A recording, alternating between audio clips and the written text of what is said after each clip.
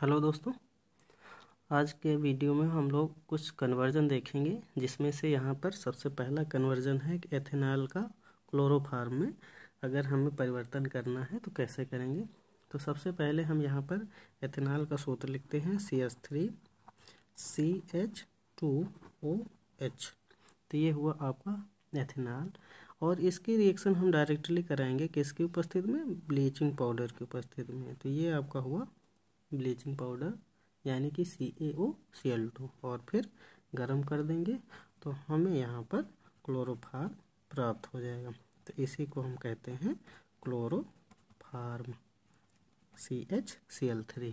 ठीक है, तो ये आपका छोटा सा कन्वर्जन हो जाएगा और इम्पॉर्टेंट है। 2001 में पूछा गया, 2002 में पूछा गया, 3 में पूछा गया, 9 में पूछा गया, 12 में पूछा गया। तो मोस्ट इम्पॉर्टेंट कन्वर्जन है।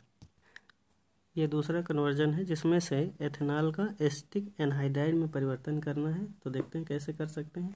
सबसे पहले एथेनॉल का सूत्र लिखा जाएगा, तो C2H5OH ये हुआ आपका एथेनॉल। इसका करा जाएगा ऑक्सीकरण। ऑक्सीकरण करने के लिए यहाँ पर Na2Cr2O7 यानी सोडियम डाइक्रोमेट प्लस H2SO4 के माध्यम से ऑक्सीडेशन होगा। ठीक है, तो हमें सबसे पहले यहाँ पर प्राप्त होगा एसिटल्डिहाइड। तो ये CH3CHO एसिटल्डिहाइड हो गया। अब इसका फिर ऑक्सीडेशन करेंगे सेम कंडीशन में। तो जब इसका दोबारा ऑक्सीडेशन होगा तो हमें यहाँ पर प्राप्त हो जाएगा एसिटिक अम्ल CH3COOH। और फिर इस एसिटिक अम्ल की रिएक्शन हम कराएंगे किसके साथ, तो इसकी रिएक्शन हमें करानी पड़ेगी P2O5 की उपस्थिति में। तो जब P2O5 की उपस्थिति में गर्म करेंगे एसिटिक अम्ल को तो एसिटिक एनहाइड्राइड हमें प्राप्त हो जाएगा, यानी CH3CO का होल ट्वाइस O।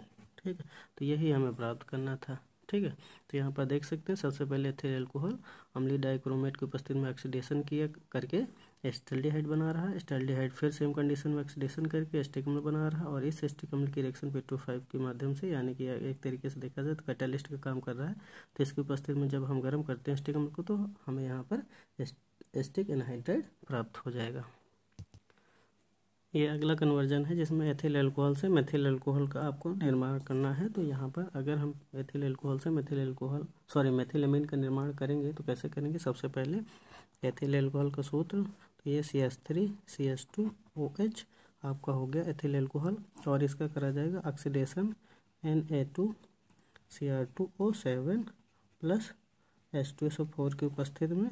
ठीक है, और ऑक्सीडेशन यहाँ पर किया जा रहा है। तो हमारे पास में सबसे पहले बनेगा CH3CHO एसिटल्डिहाइड। इसका ऑक्सीडेशन करेंगे सेम कंडीशन में, तो हमारे पास में यहाँ पर प्राप्त हो जाएगा CH3COO।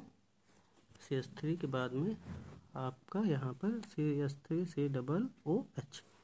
तो ये एसिटिक अम्ल हो जाएगा, और इस एसिटिक अम्ल की रिएक्शन हमें करानी होगी किसके साथ, तो एसिटिक अम्ल की रिएक्शन करानी होगी हमें HNO3 के साथ, यानी कि हाइड्रोजोइक अम्ल के साथ सांद्र H2SO4 की उपस्थिति में। तो ये आपका जो H2SO4 होगा वो सांद्र होगा। ये इतनी रिएक्शन आपकी सिमेट्रिक रिएक्शन है, तो हम यहाँ पर फिर आसानी से मेथिलेमीन प्राप्त कर लेंगे। तो इसी को हम कहते हैं मेथिलेमीन।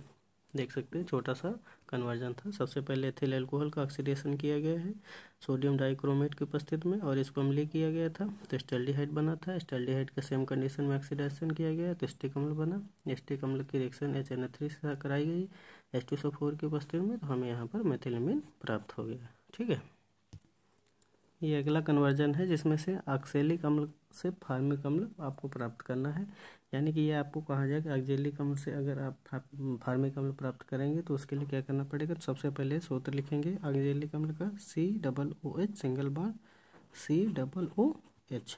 तो ये हुआ आपका ऑक्सैलिक अम्ल, और इसकी रिएक्शन कराएंगे हम किसके साथ, ग्लिसरॉल के साथ।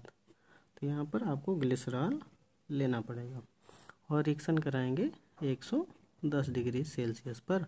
तो हमें यहाँ पर फार्मिक अम्ल प्राप्त हो जाएगा HCOOH। सबसे छोटा सा आपका अम्ल होता है, या सबसे बोल सकते हैं प्रथम अम्ल होता है, और इसी के दरमियान यहाँ पर CO2 का भी निष्कर्षण होगा।